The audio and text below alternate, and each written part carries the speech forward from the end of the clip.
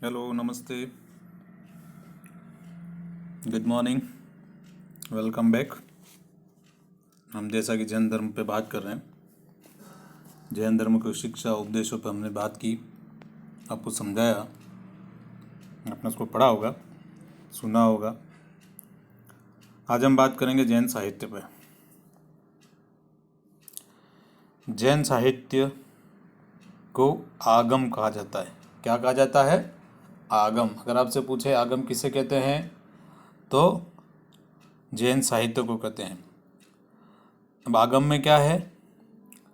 आगम में 12 अंग हैं। ध्यान से, आगम में क्या है? जैन साहित्य को क्या बोलते हैं? आगम कहते हैं। आगम में 12 अंग हैं, 12 उपांग हैं, 10 प्रकीर्ण, 6 छेद सूत्र, 4 मूल सूत्र, अनुयोग सूत्र व नंदी सूत्र की गणना की जाती है। इनकी रचना महावीर स्वामी की मृत्यु के विभिन्न संगतियों ईस्वी पूर्व 4वीं सदी से 6वीं सदी में मध्य हुई।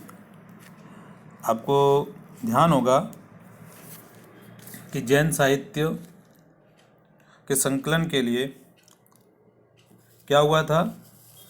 संगति हुई थी, 2 संगति हुई थी वल्लभी में। आपको ये मैं बता दूंगा, एक बार ये पढ़ लेते हैं। जैन साहित्य को क्या बोलते हैं? आगम। क्या बोलते हैं? आगम। जिसमें क्या क्या है? 12 अंग, 12 उपांग, 10 प्रकीर्ण, 6 छेद सूत्र, 4 मूल सूत्र, अनुयोग सूत्र व नंदी सूत्र की गणना की जाती है। फिर से 12 अंग हैं, 12 उपांग है, 10 प्रकीर्ण है, 6 छेद सूत्र है, 4 मूल सूत्र हैं, अनुयोग व नंदी सूत्र। इस प्रकार के 7 चीज़ें हैं जो विभिन्न बौद्ध संगतियों में जैन संगति में इसको संकलित किया गया है। 12 अंग में क्या क्या है? 12 अंग में भी 12 अंग के प्रमुख स्थान हैं। देखो क्या क्या है, मैं फिर से बोल रहा हूँ। 12 अंग के भी प्रमुख स्थान बने हुए हैं कि इसमें भी क्या क्या चीज़ें। अंग में पहला है आचारांग सुत, द्वितीय सुयंग दत्त सुत, तृतीय ठापांग मतलब स्थानक, चौथा है समवायंग सुत, 5वां भगवती सुत, 6ठा है नया धम्म कहा सुत। यह मतलब सुत का होता कथा, ज्ञान धर्म कथा बोलते हैं जिसको। नया धम्म कथा कहा का मतलब ज्ञान सुत। ये सब क्या है?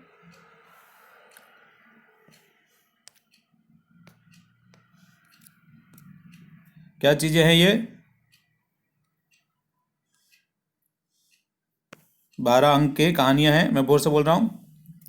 आचारंग सुत, सुयंग दत्त सुत, ठापांग, समवायंग सुत, भगवती सुत, 5वां, 6ठा नया धम्म का सुत, 7वां उपवासगत सुत,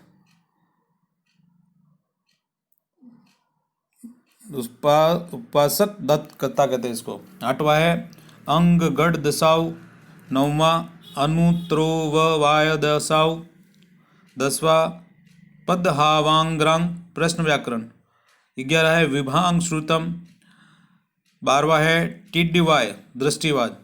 ये जो शब्द हैं प्राकृत भाषा में लिखे गए हैं। 12 उपांग है, 12 उपांगों को भी अलग अंग है। इसमें ब्रह्मांड का वर्णन, प्राणियों का वर्गीकरण। उपांग में क्या है? ब्रह्मांड का वर्णन, प्राणियों का वर्गीकरण, खगोल विद्या, काल विभाजन, मरणोत्तर जीवन का वर्णन आदि होता है। 12 उपांगों के नाम निम्नलिखित हैं, मैं आपको बता देता हूँ। निम्न है औपपातिक। पहला कौन सा है? औपपातिक द्वितीय राजप्रश्नीय, तृतीय जीवाभिरंग, तृतीय कौन सा है? जीवाभिगम। चौथा है प्रजापना, पांचवा है जम्बूद्वीप प्रज्ञप्ति, छठा है चंद्र प्रज्ञप्ति, सातवां है सूर्य प्रज्ञप्ति, आठवां है निर्णयावली, नौवां है कल्पवासंतिका, 10वां है पुष्पिका, 11वां है पुष्यचूलिका, 12वां है वृष्णि दशा। ये हो गए 12 उपांग। 10 प्रकीर्ण कौन कौन से हैं?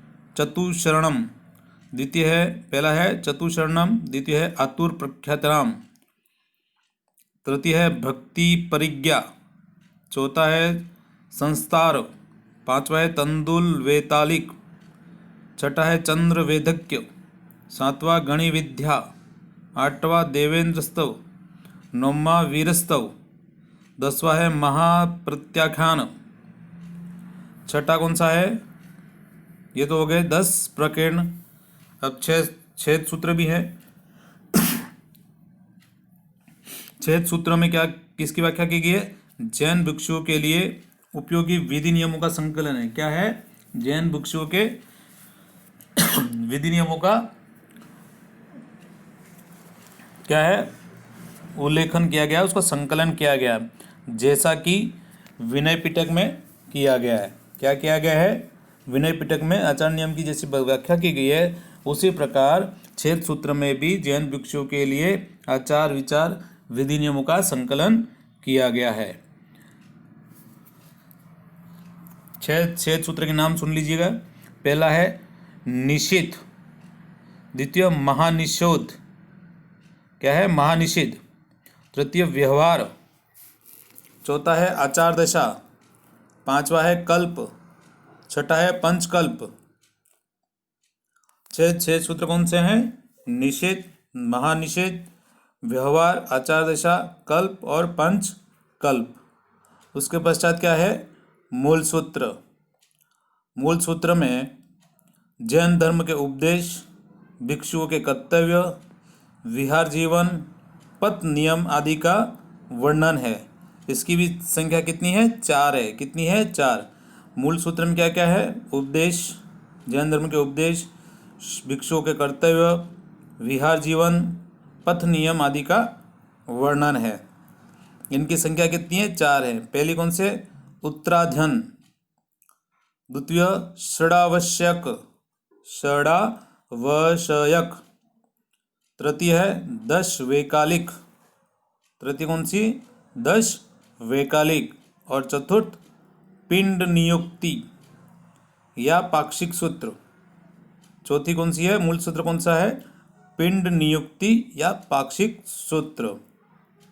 इसी प्रकार नांदी सूत्र में जैन मुनियों के स्वतंत्र ग्रंथ तथा विश्वकोश है। इसमें भिक्षुओं द्वारा व्यवहार की जाने वाली प्राय सभी बातें लिखी गई है। उनके दैनिक जीवन, नित्य जीवन का वर्णन किया गया है। ये सभी ग्रंथ श्वेतांबर संप्रदाय के लिए हैं। इनको दिगंबर संप्रदाय के मतावलंबी ने प्रमाणिक नहीं मानते हैं। ये देखो बहुत इंपॉर्टेंट है। जैन साहित्य के जो हमने बताए कौन से, जो आगम है, आगम में क्या है? 12 अंग, 12 उपांग, 10 प्रकीर्णन, 6 छेद सूत्र, 4 मूल सूत्र, अनुयोग सूत्र व नंदी सूत्र। क्या है? इनको श्वेतांबर संप्रदाय प्रमाणिक मानता है, लेकिन दिगंबर संप्रदाय इनको प्रमाणिक नहीं मानता है। श्वेतांबर अनुश्रुति के अनुसार महावीर की मृत्यु के 140 वर्ष बाद वल्लभी, कहाँ है? गुजरात में, देवर्षि क्षमा श्रमण के अध्यक्ष में एक सभा हुई, जिसमें धार्मिक साहित्य का संकलन किया गया, जो मैं आपको बता रहा था, है ना। और द्वितीय जो संगति पाटलिपुत्र में हुई थी, और उसमें कुछ संकलों का, उसमें भी कुछ ग्रंथों का संकलन किया गया है। लेकिन दिगंबर मतावलंबी भद्रबाहु की शिक्षाओं को ही प्रमाणिक मानते हैं। श्वेतांबर और दिगंबर दो अलग अलग जो संप्रदाय हुए हैं, उसमें जो वल्लभी और पाटलिपुत्र में जो क्या हुई थी, संगति हुई थी, उसमें जो संकलन हुआ है उस पर श्वेतांबर संप्रदाय का ज़्यादा प्रभाव रहा है, जिसकी वजह से इसको वो प्रमाणिक मानते हैं। लेकिन दिगंबर नहीं मानते हैं। अब मैं आपको संगति के बारे में थोड़ी बात बता देता हूँ कि जैन संगति कब हुई थी। प्रथम पाटलिपुत्र में 300 ईस्वी पूर्व। ये इसका अध्यक्ष था अस्तुल बाहुभद्र। यह चंद्रगुप्त मौर्य के शासन के अंतिम वर्षों में 12 वर्ष का जो अकाल पड़ा, उस दरमियान भद्रबाहु अपने अनुयायियों के साथ कर्नाटक वाले स्थान पर चले गए। उनके अनुपस्थिति में फिर बाहुभद्र ने एक सभा का आयोजन किया, जिसमें महावीर भामी के शिक्षाओं को 12 अंगों में विभाजित करके आगम के रूप में उसको संकलित किया गया। और द्वितीय हुई थी वल्लभी में, जो 502 ईस्वी में गुजरात में वल्लभी देवर्धि मणि समाश्रम के उसमें हुई थी, अध्यक्षता में हुई थी। और इसमें बिखरे ग्रंथों का संकलन किया गया। बिल्कुल समझ गए ना कि जैन साहित्य को क्या कहते हैं, आगम कहते हैं। यह 12 अंगों, 12 उपांगों, 10 प्रकीर्ण, 6 सूत्र, 4 मूल सूत्र, अनुयोग और नंदी धर्म के रूप में इसकी गणना की जाती है, जिनका संकलन 2 जैन धर्म संगति में हुई थी। पहली जैन धर्म संगति कहाँ हुई थी, पाटलिपुत्र में हुई थी 300 ईस्वी पूर्व। उसका जो अध्यक्ष था बाहुभद्र था। और द्वितीय कहाँ हुई थी, वल्लभी में हुई थी 512 ईस्वी में हुई थी। कहाँ वल्लभी कहाँ है, गुजरात में है। किसके अध्यक्षता में हुई थी, देवर्धिमी श्रमाश्रमण के अध्यक्षता में हुई थी। ठीक है, इसको बहुत अच्छे से पढ़ लेना, आप नोट कर लेना। धन्यवाद।